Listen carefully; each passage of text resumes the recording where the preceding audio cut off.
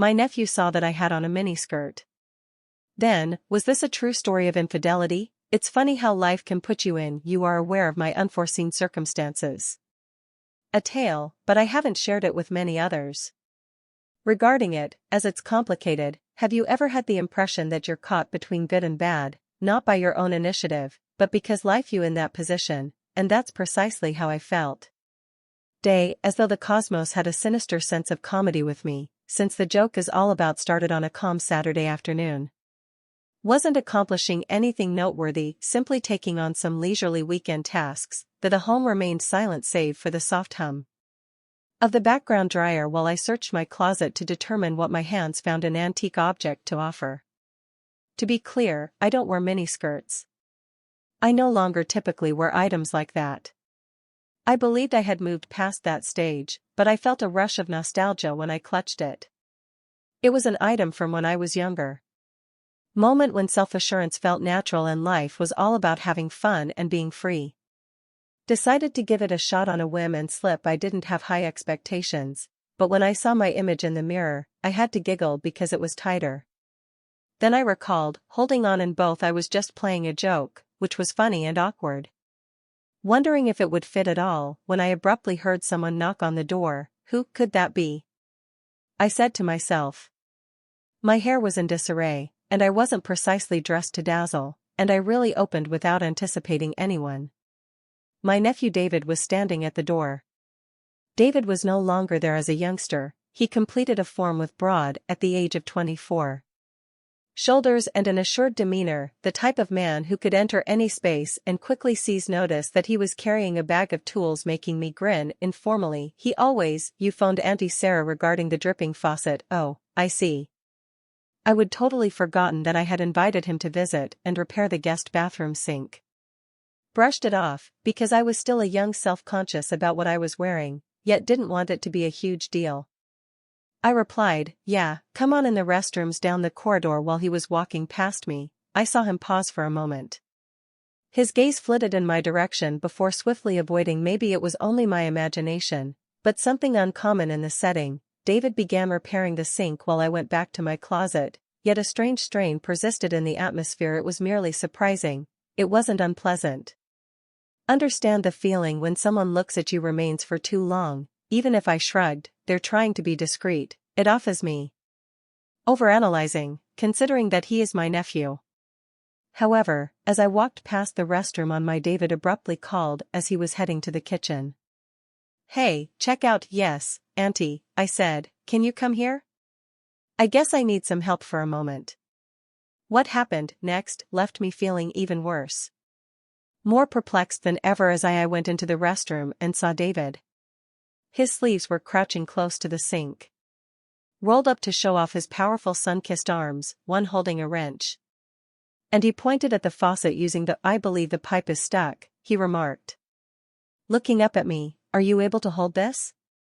I nodded as I attempted to relax it and leaning in to hold on to the faucet. The bathroom was really small and soon, we were almost shoulder to shoulder. I tried not to pay attention to the intimacy, yet his arm's warmth rubbing up against mine was not feasible.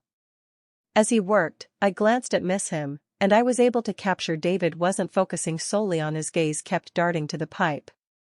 Me as if he was attempting to determine there was something subtle that wasn't there.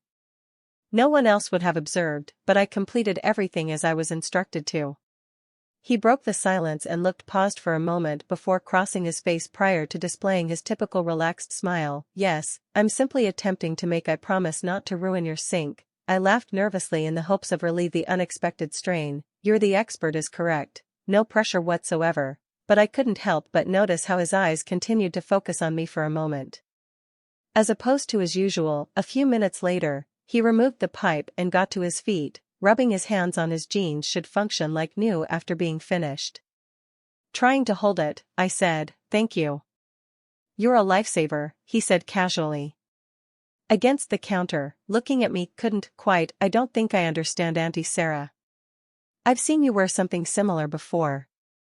That previously, however, I hesitated for a moment, feeling my cheeks heat this up, and I chuckle awkwardly. Fiddling with the miniskirt's hem, I just pulled something out of the rear. of my closet, which I intended to give away. David's eyes took a while to react. Haunting me with an unintelligible facial expression, he grinned, but there was something odd about it. He seemed to know something that I didn't. Well, it fits you, he added in a soothing tone. Softer than normally, I didn't know how to. I murmured, thanks, as I felt shame as a means of establishing some space. I turned to leave the restroom between us. Swiftly, but David was directly behind me. I was stopped in the hallway by some words. With my heart pounding, I glanced at Yes. He stopped as though he was attempting to come up with the right remarks. Whenever you feel as though something occurred for a cause. What you mean truly baffles me. Asked as he was ready to speak. However, he shook his head and laughed it off. Never mind, I didn't say anything. I couldn't, however, ignore his tone of speech or the length of time he spent staring at me. It went on after he left that day. To come back to bother me that night as I was resting on the couch, flicking through indifferently channels, attempting to remove the discomfort from before I reassured myself that it was nothing. I was simply overanalyzing. David was family. At the same time that I began to sense I felt a little more relaxed until my phone buzzed. I grabbed it from the coffee table. Suddenly a message from David appeared. Hello, Aunt Sarah. May I ask you a question? I hesitated as I gazed at the television, about whether to comment on how the time felt. Off. Why was he messaging me now? After a brief delay, I naturally typed back. What's on your mind? Is that the response almost arrived? I can't stop thinking about today. I was surprised by how different you appeared. I guess my stomach flipped. Guard. What was he trying to say? A little bit? Hovering fingertips over the keyboard, I pondered my response for a while before I paired with something. Oh, I was simply trying on some old neutral clothes. Clothing, nothing noteworthy. I read my message as soon as I noticed the typing bubble, but it took him a while to appear. To reply when his mail eventually arrived. It threw me off totally. You looked great, I must say. My father responded silently, and I just stared. My heart was racing when I looked at the screen. Only a harmless remark, or was there? I wasn't sure if there was something deeper behind it. How to feel, not to mention how to respond after what felt like an eternity. Bond at last. I written thank you, David. That's quite considerate of you. I hoped that would resolve the matter, but I had a sneaking suspicion it wouldn't be his. The response arrived swiftly. I'm not sure if I should mention things, but today I sensed something. In any case, I didn't reply correctly. The typing bubble appeared once more. I forgot to mention that I'm not interested in making items. Strangely, I let out a shaky breath of relief. With discomfort sweeping over me, I'd persuaded for me, it was only a miscommunication. Thinking all will change once he moved on. Normal again, but when I set my phone down, the eerie feeling persisted. Sense that this was not at all over. The morning after, when I started my day with my hair and a cup of coffee in hand remaining unkempt, a loud knock at the when I opened the door, my heart skipped a beat. When I opened, I didn't anticipate anyone. David was standing there on the hands in his pockets on the doorstep, displaying his typical laid-back vibe, but there was something wrong with his carefree smile. Missing, replaced by a solemn look. I whispered that I didn't recognize David. Trying to conceal my surprise, what brought you here?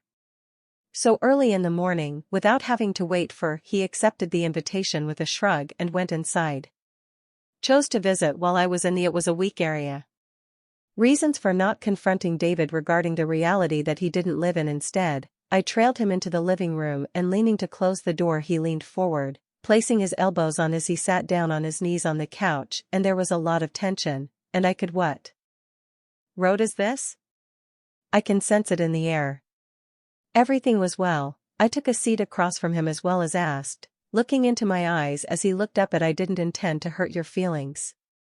Uneasy about the previous at night, I let out a small sigh of contentment that he was looking after David. It's all right, let's just get over this. It's okay, but he shook his head. Firmly, Auntie, I can't just move on. Meant that I froze uncertainly at every word I spoke. Unsure of how to respond. This wasn't the family was meant to talk to David, I began warily. Believe you're wrong, whatever you're feeling that it's not real, it's true that he interrupted me. Steady but not severe, even if I know it's incorrect and I have been making an effort to repress it, but my dear, you are always on my mind. Roared as a tornado of feelings, sure shock, bewilderment, and even a traces of guilt. What had happened? I said in my voice, this is David. Shaky, you need to stop this. It's not proper that you're my nephew. Softly nodded, lowering his eyes to the floor. I am aware that it is incorrect, but I had to express my feelings on preserving it. What was bottled up was making me crazy. The only sound coming from the room was still the clock on the wall tick softly. Was speechless and unsure of how to repair this, or if it was. As soon as I could, I stood up. Feeling compelled to produce some distance. David, I believe you ought to leave. It takes time for both of them to comprehend this. Encountered mine, which was a mixture of sorrow, and he whispered, yearning. Okay, but this no discussion is complete without another, he said as he left, and the door clicked closed after him, and I sensed a mixture of comfort and a tenacious. The evening sun stretched with anxiety. The living area is covered in long shadows, and I then caught sight of the corner of an envelope protruding from underneath the front door. As I got closer, my chest expanded tight, was already positive who it came from. Prior to my even touching with shaking hands. My heart pounded as I unfurled the page. Thundering within the penmanship was clearly visible to the ears. David's, accurate and deliberate, as if each syllable had carefully weighed. The message stated, I recognize that you asked me, Auntie Sarah. Must depart, and I understand that, yet I'm unable to disregard these emotions that I'm not requesting. I just wanted to let you know if you want me to keep away, so say the word, and I promise not to bother you ever again. However, if even the tiniest aspect of you feels the same, kindly inform me so that I can remain patient. I stood motionless, gazing at the utterances caught between rage, uneasiness, and a strange feeling of praise, a tornado of I couldn't stop thinking, was he serious?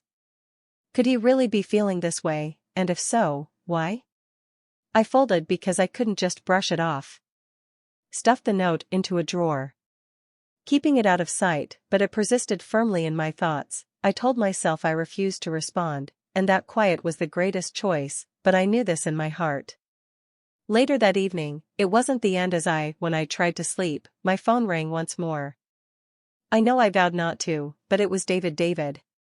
To annoy you, but I must inquire, did you? I received my note and gazed at it. Not sure if I should. After a brief period of hesitation, I wrote yes at last, but David, this must stop since it's unhealthy. For his response nearly came to either of us. If you want me to quit right away, I will simply be truthful with you. How do you feel? Anything, even a small portion of my fingertips, for me. How could I hover over the screen? Reply by admitting that anything would only make matters more difficult, but denying it felt inauthentic. Finally, I responded. All I can say is that you are my nephew, David. Claimed that it wasn't the response he was seeking. But I could only provide just one. Arrived at work the next morning, prepared to disregard everything that had happened. My place of employment was a haven where I could focus on my task and place my putting personal matters aside, though I had an odd sensation that someone was watching me as I went through my workstation's emails. Caused me to freeze when I looked up. David seemed conflicted but unwavering as he stood outside the window of the office. His hands were buried deep in his pockets. Is he there here? Said to myself in a whisper as my chest restrained. I quickly excused myself. Slipping out before he could get inside and worsen the circumstance, I made an effort to talk steadily as What are you doing here, David? I asked. To see you, he said quietly, but genuine voice. David, I've told you because you didn't realize this was unhealthy. Reply to my question from last night. The discussion can't go on without you. Didn't dispute it, he muttered as he took a stride.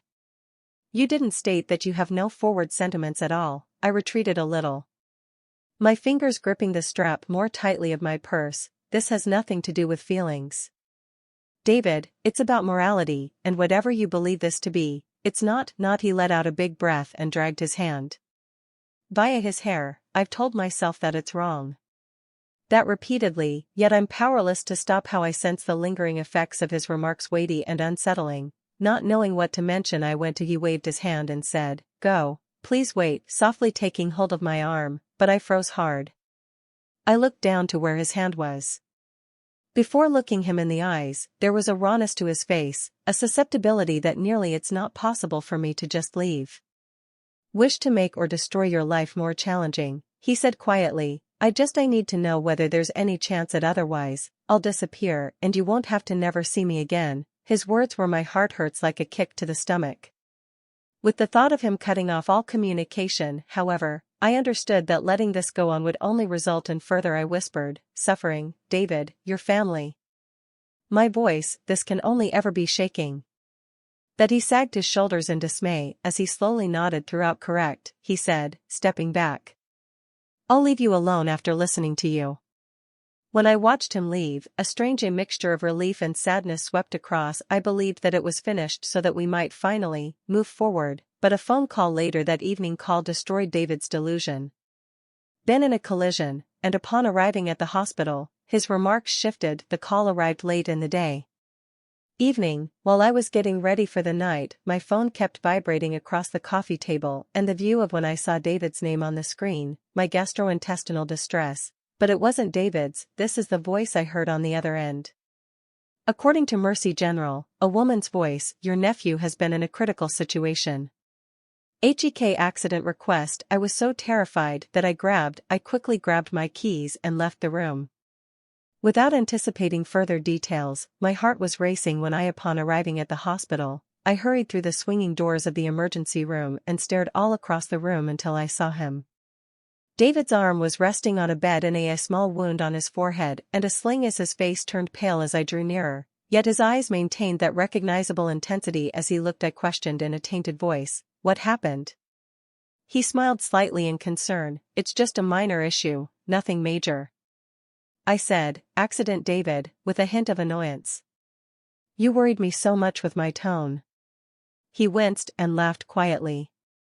Supporting him, I apologize, but I sighed, not knowing who else to call. Firmly raising a chair beside his bed. I'm here now. Are you? Truly fine, he nodded his head. Although it's softening, there's something I must inform you, David, that this isn't at the exact moment. He is caught in his tone remained composed despite the intense emotion. In his eyes, I refrained from reaching out due to I contacted the accident after realizing something essential. I squinted in uncertainty.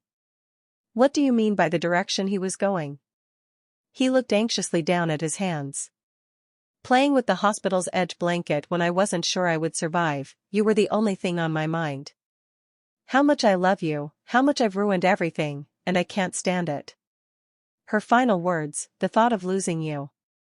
I began talking to him before I died, David, but he held up a hand, asking me to just stop.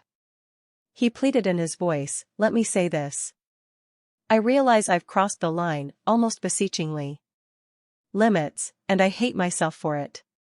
However, this isn't just a passing feeling for me, you are more important to me. More than I ever gave a damn about anyone, and I can't help it even though I know it's wrong. Raw words hung in the air, waiting. I didn't know how to react to I felt compelled to soothe him by saying everything would be alright, except another. Some were aware that this wasn't something that a few reassuring remarks could. I had to finish the exercise before I could respond. A nurse entered the room and began cutting via the hours of tension visiting our past. Declared, grinning politely but firmly, I stood up with a mixture of relief. And rest up, David, and we'll talk. Considering this once again, he nodded. His eyes met mine as I walked out of the room. While driving home, his comments kept coming to mind. In my mind, I imagined leaving was the appropriate decision, but when I got there, something was waiting for me when I got home. Made me question as I parked in the driveway, everything. The silence in the house seemed strange as soon as I removed my shoes and I noticed a small package when I entered the house. My name appears in David's writing by hand on the kitchen table. Using my with trembling hands, I opened it after hesitantly. A small photo book was present. And an inside message that reads, I know you, and requested that I cease, but even though this is our last dialogue I must clarify everything, even if it's our final encounter. Talk, please have a look at this and read it. Afterward, if you'd like, go through the album. I will respect your life if you remove me from it. I wish I had opened the letter completely. Going over the words ever since I sensed something when I came back here. At first, I couldn't find anything different about you. I thought it was quite a location. Regard or admiration, but as years went on I came to see that I understood a lot more. How this may sound, and I've made an effort to repress it, yet I am unable to alter how you seem to have supported me in various ways. You have never seen me at any other time. My lowest and yet cared, which isn't things I don't give much thought to. I paused for my heart is pounding right now, from the weight of his it seemed daunting to confess, but as you read on, I made this album. To serve as a reminder of everything I value you not going too far. Limits, but to deal with my feelings, there are pictures of us inside at instances at family gatherings where you were I'm laughing or just being myself. Letting you know about this since I don't wish to conceal this any longer. I'll respect any choice you make, but I could not allow this to remain unsaid. Putting the letter aside, I began to open the pictures in the album looked like they were from a holiday. Feasts, family barbecues, and occasional images that I couldn't possibly consider to be made. A brief comment in David's each one was accompanied by handwriting. Highlighting particulars that he found important, like how happy I appeared, how thoughtful I was of other people and his level of respect. My eyes were filled with tears of strength. Feelings were overwhelming, deeply poignant, and profoundly disturbing. I closed the music and sat down. Silently for a while, finding it difficult to make sense of everything. David wasn't merely declaring that he had a little crush on revealing his essence in a manner that was impossible for be disregarded, but there was nothing I could do. Uplift him not just because it was incorrect, but as it would tear our separating his family, but shutting him out entirely it felt just as callous and light if he was obviously in discomfort. Currently, we are estranged from, he said, other humans, before I might determine what to do with my phone. Buzzed once more, revealing a message from, did you receive the package I just sent you, David? Must be aware that you have read it if you so choose. Tell me to go, and I'll be there. Past, I checked his message tomorrow for my heart and mind felt like they were forever trapped in an uncontrollable fight. He had given me complete control over the decision. Hands letting me make a decision that might change our life and our family forever. I typed back at last. David, please stop by tomorrow so we can discuss. He showed up on time the following morning. Manner, a mixture of anxiety and optimism. We sat facing each other after welcoming him inside. The stillness in the living room danced with unspoken words between us. David, I began by speaking in a steady tone. But generous, I read the message and proceeded to I can see from the album how much you gave it some thought and work, and I won't dispute that it affected me, but we must to create some borders, Eagle, for your benefit as well as. He nodded at mine, but his face stayed. I'm cautious. Realize that all I needed was for you to know how. I said, leaning, I feel like that's all. No. I need you to move a little ahead. Realize that I too adore you, but as it begins and ends with family. Your affection for me is a result of gratitude and admiration, and that's completely normal, but we cannot make a mistake. Your emotions for anything bigger would only cause us both to suffer. And finally, he looked down at his hands. His expression was a mixture of relief and he whispered, sadness, get it? I don't want. I'll try to let go of you, Auntie.